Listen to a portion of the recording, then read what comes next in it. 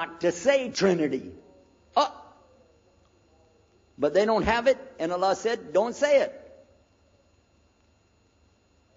Guess what else? The word Bible is not in the Bible. Bible is from Greek. It means biblios, or book. Book. But it's in the Quran many times. Is it? Kitab. Book. Ahl Kitab. People of the book. So we found in the Bible a shortage. They're talking about it, but the Quran is explaining it. I found actually in the Quran, I can explain the Bible much better because it gives me the things I didn't know how to explain. So then in my mind, look what I did. I started realizing what he was saying was true, but I never admitted it. Instead, I was taking this and mixing it. And when I would go give my next talk, I would say, so and so and so, and I would use what I learned from the Quran to explain what's in the Bible. Some of the people liked it, but some of them didn't. Because when I began to talk about salvation being based on what? And the Bible tells you in there, there's no Savior except God. It says it real clear. Jesus is not your Savior, God is. When I found that, I said, okay, let me try another way to explain that. Each thing as I would learn it, I'm trying to change how I'm presenting the thing. It still doesn't dawn on me, I need to do something. But I could see for sure God is only one, and so I totally forget the Trinity thing. My dad never did believe it anyway, so he had no problem with it. Now we come to some new thing. The priest asks the Muslim, can I go to your church with you? The mosque. He said, sure, come on. Well, he went, and they came back. So he took the priest aside and said, come here. What do they do? What do they do in there? Tell us, what do they do? Do they kill some animals, or what do they do in there? He said, no, they just stand there like this, and they pray, and they leave. I said, what? They pray and leave? I said, yeah. Okay, what kind of music do they have? He said they didn't have any music. No music? How in the world are you going to worship God without music, man? So I asked him, Muhammad, you guys don't have any music? He said, no.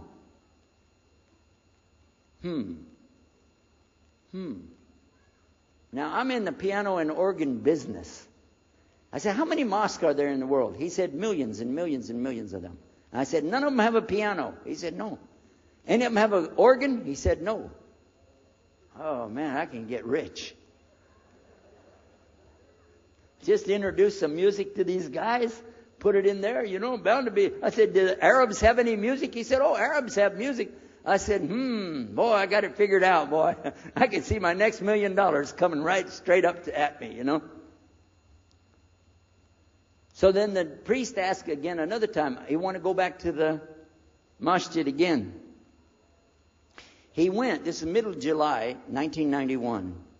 He went to the masjid with him again. And by the way, this masjid, Sheikh Mohammed Jabali knows it very well, is on Medina Drive in Arlington, Texas. And that's where they were going to, because we were living in Midlothian, just south of Oak Cliff and south of Dallas.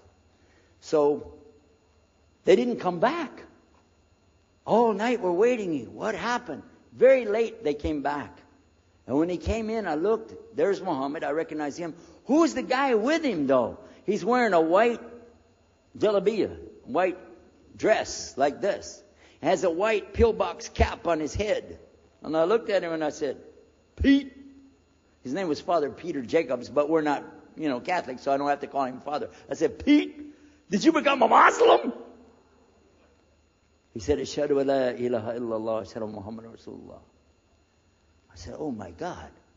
Now I used to have cameras like these cameras right here, because we had a television show called Estes Music Jamboree.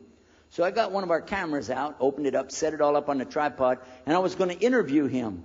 And ask him, well, why you went to Islam? What happened? While I was talking to him, though, he fell asleep.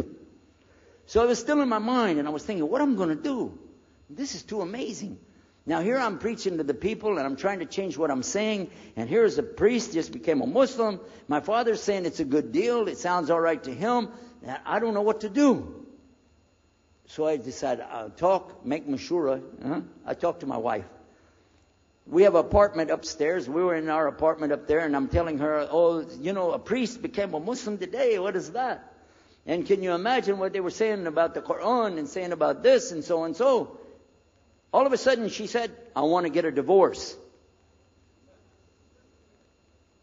Oh, whoa. It's not the subject, but what happened?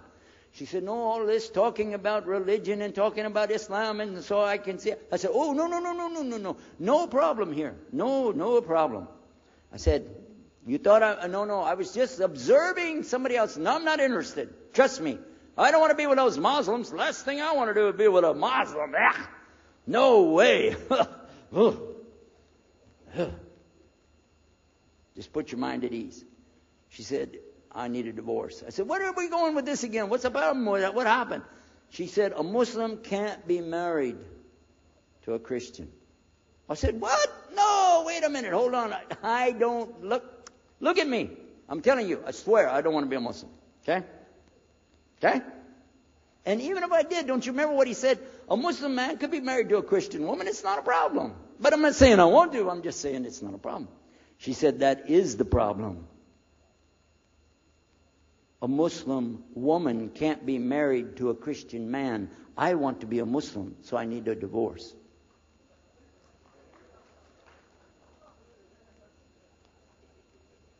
I'll never forget, I was sitting right on the edge of the bed, just sitting there, and I almost fell over. I said, at last, I can tell the truth. I can say it. I didn't realize that she liked the idea. I was afraid. I said, okay, the good news is, I too want to be a Muslim. You know what she said? I don't believe you. I said, no, really. I was just saying that because, but for sure, just so you know, I want to be a Muslim. I've been thinking about it. I want to be a Muslim. We're both going to be Muslim. Alhamdulillah, this is going to be great. Right? You know what she said? I don't believe you because you're either lying right now or you were lying 5 minutes ago when you said you didn't want to be a Muslim. And either way, I don't want to be married to a liar. So get out.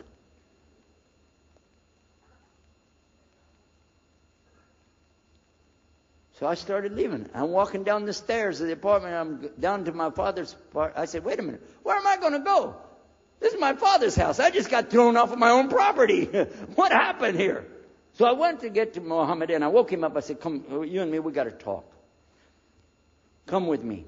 And we went outside the house and we walked those country roads in Midlothian, Texas, until the time for the sun to come up at dawn.